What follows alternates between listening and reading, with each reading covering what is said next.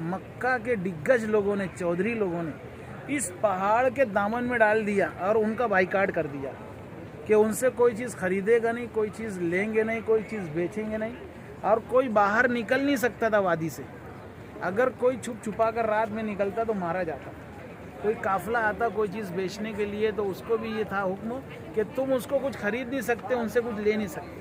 اب ان کے پاس جو کچھ تھا کتنے دن چلتا ہو، ختم ہو گیا۔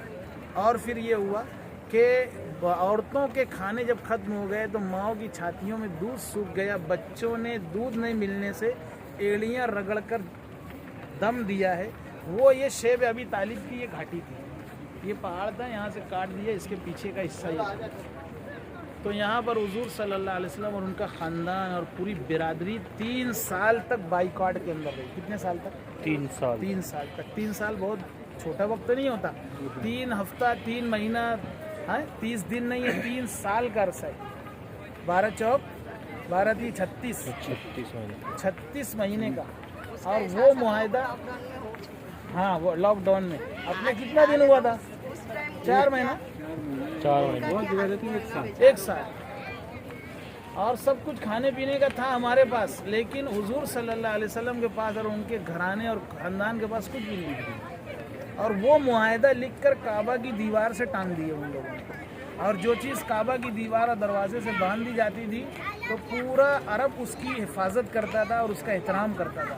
پھر یہ ہوا کہ 3 سال میں یہ ہوا کہ اس کاغذ کے پرزے کو دیمک نے کھا لیا اور وہ معاہدہ ختم ہو گیا، اور پھر یہ لوگ باہر نکل آئے۔ اب 3 سال کے عرصے میں کتنے بچوں نے وہاں پر دم توڑا ہوگا، کیسی پریشانیوں کے عالم میں ان لوگوں نے زندگی گزاری ہوگی۔ یہ سب کچھ حضور صلی اللہ علیہ وسلم نے ہم لوگوں کے لیے برداشت کیا تھا تاکہ ان لوگوں تک اسلام پہنچ جائے، ہے نا۔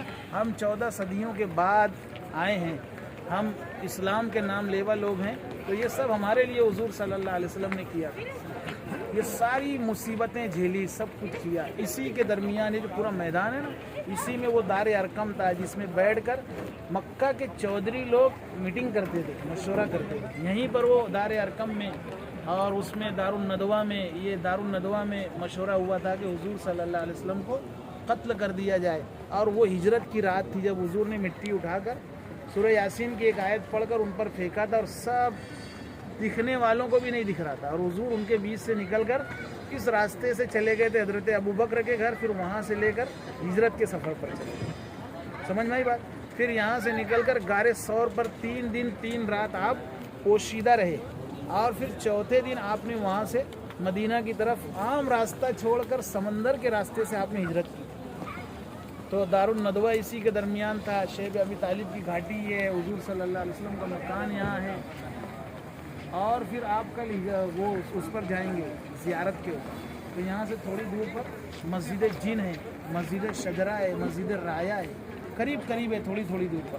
مسجد جن کے متعلق یہ ہے کہ حضرت عبداللہ ابن مسعود رضی اللہ تعالیٰ عنہ کہتے ہیں کہ میں حضور صلی اللہ علیہ وسلم کے ساتھ تھا، حضور نے مجھ سے کہا کہ عبداللہ میرے ساتھ چلو، میں پیچھے گیا تو ایک جگہ حضور صلی اللہ علیہ وسلم نے، حضرت عبداللہ ابن مسعود کہتے ہیں کہ ایسے رنگن پاڑا گول، اور مجھے کہا کہ عبداللہ اس میں بیٹھ جاؤ، کچھ بھی ہو جائے یہ رنگن سے باہر نہیں نکلنا۔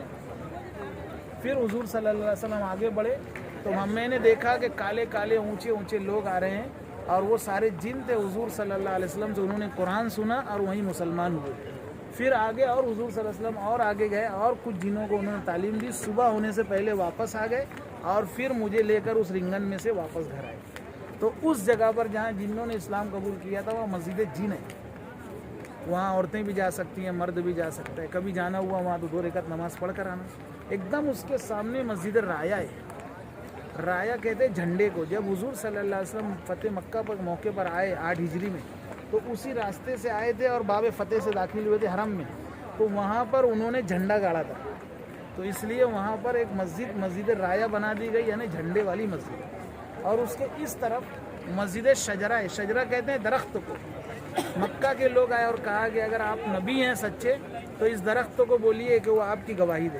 حضور صلی اللہ علیہ وسلم نے درخت سے کہا کہ میرے قریب آ جا، تو وہ زمین چیرتا ہوا حضور کے پاس آیا، اور حضور کا کلمہ پڑھا، حضور نے فرمایا اپنی جگہ واپس لوٹ جا، پھر وہ واپس چلا گیا۔ تو اس جگہ پر ایک مسجد شجرہ بنا دی گئی، یہ سب زیارتیں یہاں جانا چاہیے. اور اس پہاڑی کے پیچھے مکۃ المکرمہ کا سب سے مقرب قبرستان ہے, جنت المعلا بولتے ہیں اس کو. کیا بولتے ہیں؟ جنت المعلا, جہاں پر حضور صلی اللہ علیہ وسلم کی سب سے پہلی بیوی اور ہم سب کی ماں حضرت خدیجۃ الکبریٰ رضی اللہ تعالیٰ عنہ مدفون ہے. آپ کا مزار ہے وہاں پر, اور پورے نہ جانے کتنے صحابہ, تابعین, طب تابعین وہاں پر دفن ہیں. تو جب زیارت ہوگی کل جب آپ کی گاڑی, تو وہ اس طرف سے بھی آپ کو بتاتے لائے گی. وہ جنت المعلا 2 حصوں میں بٹا ہوا ہے, بیچ میں پل ہے, اس پر سے گاڑیاں چلتی ہیں, اور وہاں پر لوگوں کو دفن کیا جاتا ہے. لیکن ہر ایک کو دفن نہیں کرتے ہیں وہاں پر. مکہ میں اور بڑے بڑے قبرستان اور ہیں, 3-4 اور ہیں, لیکن اکثر جو بڑے لوگ ہوتے ہیں, حاجی لوگ ہوتے ہیں, ان کو مالا کے اندر دفن کرتے ہیں. تو یہ سب وہ چیزیں تھی زیارت کی, جس کی معلومات آپ کو ہونا چاہیے, ہے نا. اس لیے کہ اپن اتنا پیسہ خرچ کر کے ہیں تو اپنے کو پتہ ہونا چاہیے کہ کون سی چیز کہاں ہے, ہم کہاں گئے تھے, کیا دیکھے, کیا زیارت کیے, کیا نہیں کیے. اس لیے کہ پھر ہم یہی تاریخ اپنے بچوں میں منتقل کریں گے کہ بھائی فلانے سن میں ہم گئے تھے اور ایسا ایسا. اور دوستوں اور بزرگوں, میری ماں اور بہنوں, یہ سب کچھ اللہ کا فضل ہے کہ ہم کو اللہ نے یہاں بلایا ہے نا. ورنہ لوگ 80 سال 90 سال کی عمر اس تمنا میں گزار کر قبر میں چلے جاتے ہیں, لیکن ان کی آنے کی توفیق نہیں ہوتی. تو اللہ تعالیٰ نے ہم کو بلایا, یہ اس کا سب سے بڑا کرم ہے, اس کا فضل ہے, اس کا احسان ہے. اس لیے اس پر ہمیں بہت شکر ادا کرنا چاہیے. اور جب ہم جائیں اندر تو بار بار اس کی بھی دعا کرنا چاہیے کہ اللہ تعالیٰ بار بار یہاں عافیت کے ساتھ مجھے بلائیے, ہے نا. عافیت کے ساتھ بار بار بلائیے. یہ حاضری پہلی نہ ہو, بلکہ اس کے بعد بھی آپ ہمیں بلائیں. اور یہ بات ہمیشہ دھیان رکھیں, جب آپ کعبہ کے گرد گھومیں گے